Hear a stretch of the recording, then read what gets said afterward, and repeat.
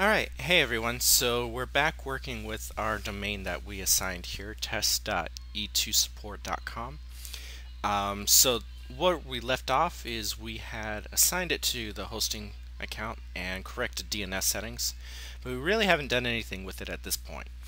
You can see from the directory here, there is actually nothing in the directory except a welcome page. And if we want to verify that, we can actually see it, just a generic welcome page here. So let's correct this. Let's get an application on there and let's start building a site.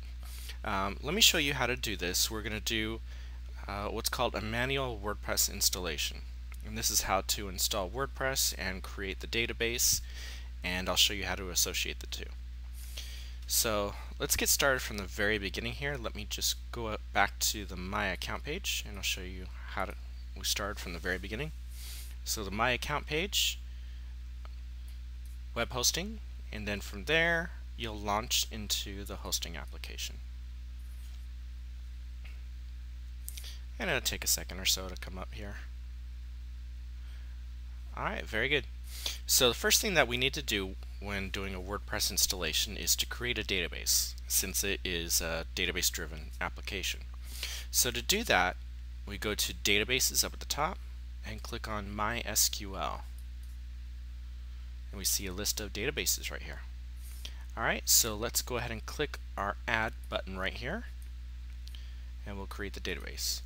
So, friendly name, that's just an easy name to identify the database site by. Let me just type in a name.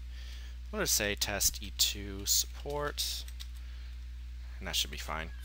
Database name and username, so these are both going to be the same, database name and username. You can see some criteria here. It must be 4 to 16 characters and start with a letter. So actually, let me just do this, and yeah, we'll just put 2013. Oh, I guess that's too long. Let's just put 13 then. Alright, so that's going to be the name and the username. Next, we need to create a password for this database. Now, since this database is going to be a shared account here, the password is going to have a little bit more strong criteria involved here. So it needs to be at least 8 to 14 characters long. It needs to start with a letter, include one lowercase letter, an uppercase letter, one number, and a special character. So let me create a password here. I'll just say number 2 should be fine, support, and we need a special character now. Good. So actually, that should be fine. Let's see if I can get it right here. Ah, very good. So then we just need to click OK to create the database. And you can see it's creating here, and currently it's pending setup. So while that's going, the next thing that we need to do is we need to get the files for the WordPress install and upload them to the subdirectory. So to do that, we can go to wordpress.org to get the files. Then right here from the main page, we can get either download WordPress, or we can go to the orange download up here. Either one will take us to the same place. And then we've got our download page here. So I know that this is a Linux account, so I need to use a .tar file. So I went ahead and downloaded this one previously, and you can see I already have it on my desktop, .tar. So we're ready to get this uploaded to the file manager. So let me just close this. We don't need this anymore. And then to get to the file manager, I just click on File Manager right here, and it will take me there. We'll give it a few seconds to open. Alright, good. Alright, so we see we've got test E2 support is our subdirectory. And then from here we need to upload our file. So I'll click File, Upload, and we'll browse for it. I know it's on the desktop, so it's actually right there. Click Open. And I don't have anything in here already, so I don't have to worry about overwriting or not. I'll just go ahead and click the Upload button. And then you'll see it begin to upload. Now, while it's uploading from the FTP file manager, you actually can't navigate away from this page, otherwise it'll cancel the upload. So we just gotta let it sit here for a minute. That'll be a good time to, like, go make a sandwich, get yourself something to drink, give your significant other a back massage, maybe a shoulder rub. Hint, hint. But other than that, it's just a matter of waiting. So we'll give that a few minutes of time. In the meantime, my database should be finished, so that's the next thing that we're going to check after we get this rolling here. And we're at about 90% now. Almost there. Cool. So it finished. Alright, so we're going to go ahead and click the close button. And then we can see there we have our .tar compressed file. So since this is compressed, we need to uncompress it. So just check the box next to it, and then up in the top we're going to have the button that says unarchive. And then you'll see the folder selection there to unarchive it or uncompress it too. And that's fine. I'm just going to go ahead and hit OK. It'll say unarchiving, and it'll take a few seconds. And then we see it created another subfolder here. Now, since I want people to be able to just go to test.e2support.com rather than having to type /WordPress, I actually need to move all the files out of here into the main directory. So what I'm going to do is I'm going to click the big black checkbox and select all of my files and folders, and then from there I'm going to click the move button up at the top,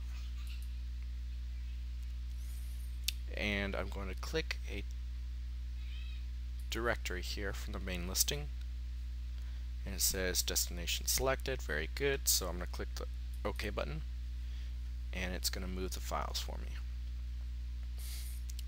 So now it shows that it's empty, and I should be able to go back to the main directory and see all my files and folders now. Very good. I actually don't need this one anymore because there's nothing in it, so I can just click it and click delete. Clean it up a little bit. Okay, good.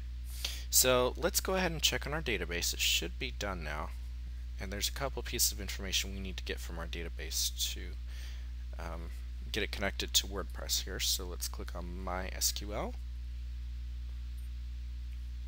Alright, and we can see that it's currently set up. So let's click Actions and then Details. And then from here, what we need is that's not going to work. What we need is the database name and username. And copy that down, and then we need the password. If I can remember what the password is, that's fine. Otherwise, the last thing that we need is the actual host name. So I'm going to copy that down as well. And that's all we need. So we can close this window out, close that out, and now we're ready to associate it, WordPress, with the database. So let me go to our main file here, or I'm sorry, our main domain here. And then to do this, we're going to type in /wp-admin/install.php. And then we get this lovely WordPress error page, which is fine. This is what we expect since we don't have it connected to the database. So we actually need to create that configuration file to have it connected to the database. So we'll click Create a Configuration File.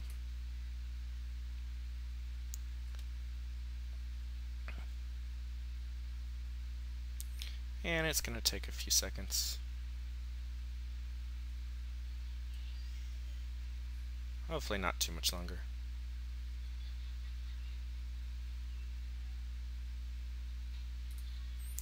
Alright, there it is.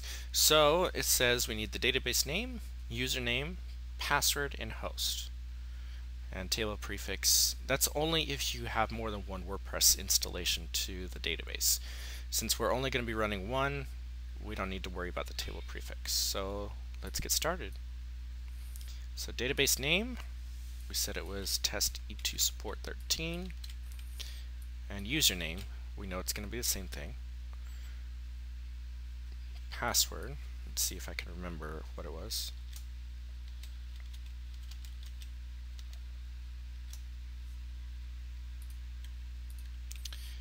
And then we have the actual database host address.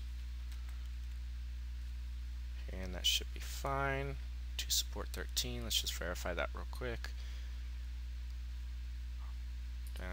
Hostedresource.com. Hostedresource.com. Okay. And again, since we only have one WordPress that we're installing to the database, we don't need to worry about the table prefix. We'll go ahead and just click submit here. Alright, very good. It says, alright Sparky, you've made it through this part of the installation. WordPress can now communicate with your database. So that's very good. So now we need to just finish and run the install. Alright, good. Now I'd ask for some information for the WordPress install. So site title, that's going to be our blog title. Let me just type in, that should work just fine. Username, test admin, that's fine. Password, we'll just say E2 support, E2 support, and then email. This is the email that I want to use. If I ever forget my admin password, then I can use this to go ahead and reset it. Allow search engines to index the site. Yes, I want to index the site, so I'll leave that checked. And then I'll just click the Install WordPress. Passwords do not match. Oh, my bad. So let's try this again.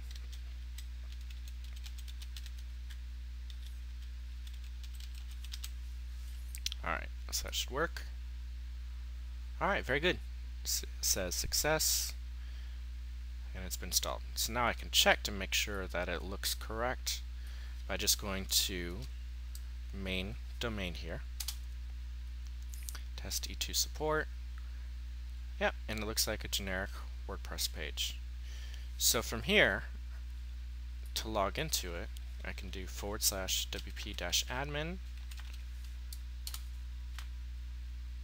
and it takes me to my login page. So let's do test admin, see if I can get the password right again.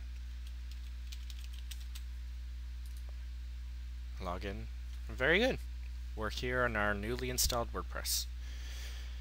So you can see that with the install there's quite a few steps and quite a few processes that need to go right. If you just follow the instructions, you should be fine. Otherwise, if you don't want to go through the process of installing all these steps and following all these steps, and you want to eliminate the wild card of having to get everything right, what we do offer is we offer what's called a WordPress hosting package, and this is through e2domains.com. So WordPress hosting packages are actually same thing, same features as our regular hosting packages, and what's more importantly, the same price.